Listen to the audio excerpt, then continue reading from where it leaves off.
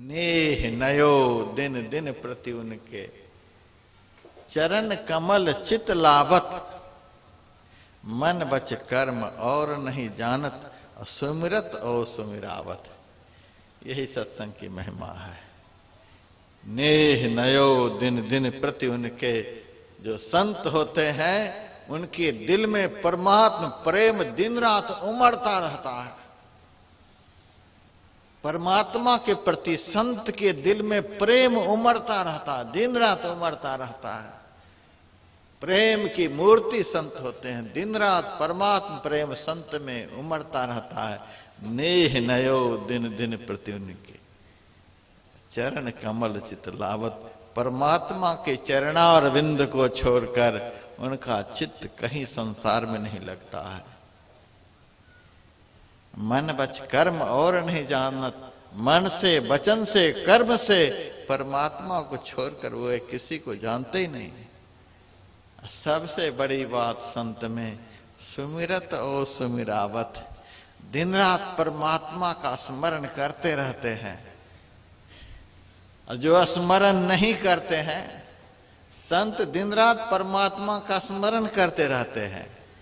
जो आदमी स्मरण नहीं करते हैं, वो यदि उनके पास चले गए तो उनको भी स्मरण में लगा देते हैं।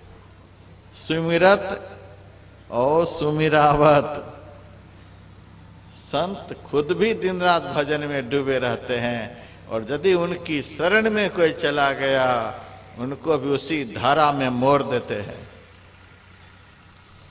जिनके पास बैठने से सुमिरन चालू हो जाए, जिनके पास बैठने से जाप चालू हो जाए, जिनके पास बैठने से ध्यान करने की इच्छा जागृत हो जाए, जिनके पास बैठने से भजन शुरू हो जाए, जिनके पास बैठने से ध्यान में मन लगने लग जाए, समझ लेना ये सच्चा साधु है। साधु के माथे पर सींग नहीं होता है कि आप पहचान लेंगे कि ये महात्मा है। सच्चे साधु की दाढ़ी पहचान नहीं है, सच्चे साधु की मूंछ पहचान नहीं है, सच्चे साधु का कपड़ा पहचान नहीं है, सच्चे साधु का बाह्य कुछ पहचान नहीं है। सच्चा साधु की पहचान यही है, जिनके पास बैठने से बैठने वाले की साधना शुरू हो जाए,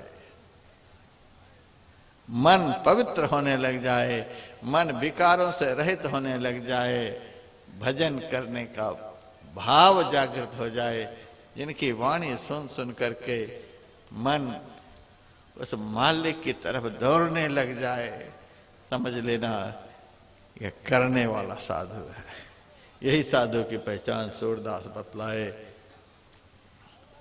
सुमिरत और सुमिरावत, खुद तो दिन रात परमात्मा के विषय में सुमिरन करते ही हैं, दूसरे को भी स्मरण में लगा देते हैं।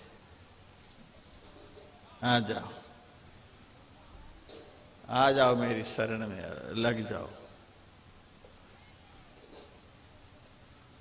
सुमिरत और सुमिरावत। बाबा देवी साहब हमारे ऐसे ही थे कि दिन रात सत्संग करते थे, दिन रात ध्यान करते थे। एक दिन तो सड़क के किनारे ही बैठकर ध्यान कर रहे थे। एक तांगा वाला जा रहा था और धक्का मार दिया। बाबा देवी साहब लुढ़क गए, होठ में इतनी चोट लगी कि खून की धारा बहने लगी। लोगों ने तांगा वाले को पकड़ लिया और पुलिस को बुलाकर कहा कि इनको कड़ी सजा होनी चाहिए, एक साधु को इन्होंने चोट लगा दी है।